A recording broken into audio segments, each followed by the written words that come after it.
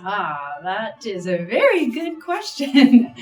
It's one of the questions that I think I love to answer because it's something that I'm really passionate about.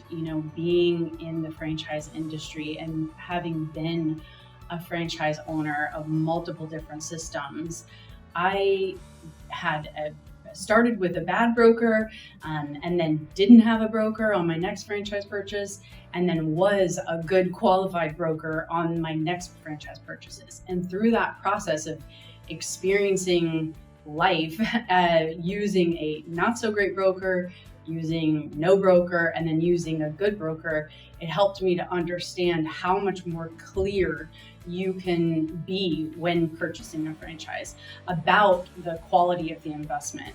So for instance, a lot of times when someone is trying to buy a franchise, they think that this complex investment is really simple because they're a customer of it, and they say, oh, this looks like a good business, so I think this would be a good business to run. And they don't understand all of the complexity behind that business, nor do they understand the business model that is associated with it. So when you use a franchise broker who's qualified, they're going to help you to truly understand how to evaluate the franchise.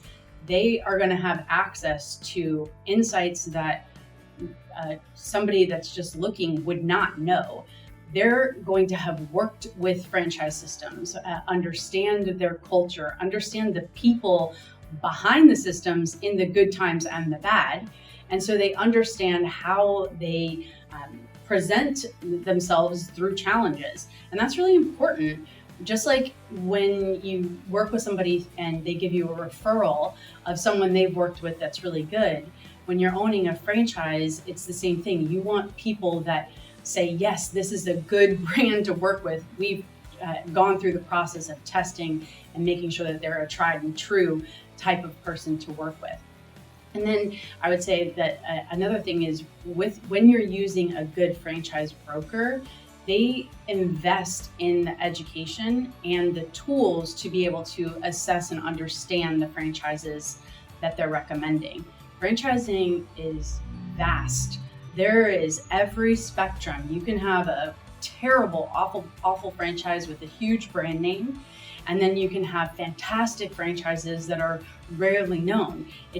And everything in between. You can have fantastic brands with great names and little brands that are terrible. So you can see there's this huge array of different options out there. And if you don't know how to actually assess them, it can be very hard to pick the right one. And your money, what you're investing in, is important because you're important. And so it's very helpful to have someone who's navigated those waters and understands the people and the players within the franchise space.